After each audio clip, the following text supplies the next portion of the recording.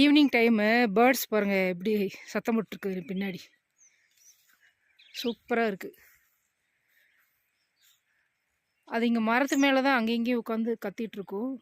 இது என்னோடய ஃபோன் கேமராவில் நான் எடுக்கிறதுனால அது பக்கத்தில் உங்களுக்கு ஃபோக்கஸ் பண்ணி காமிக்க முடியல. ஃபோக்கஸ் ஆனாலும் அது ரொம்ப பிளர்ராக இருக்குது. இதான் எங்கள் சரௌண்டிங்கில் இருக்க ஒரு கார்டன்.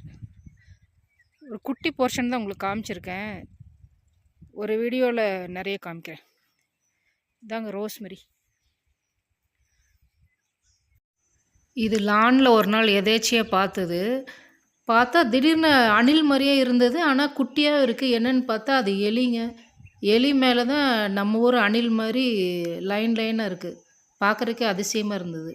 அதனால் இது ஒரு குட்டி கிளிப்பிங்ஸ் எடுத்து வச்சு உங்களுக்கு காமிக்கிறேன். ரொம்ப ஷேக் ஆகிடுச்சு, சாரி.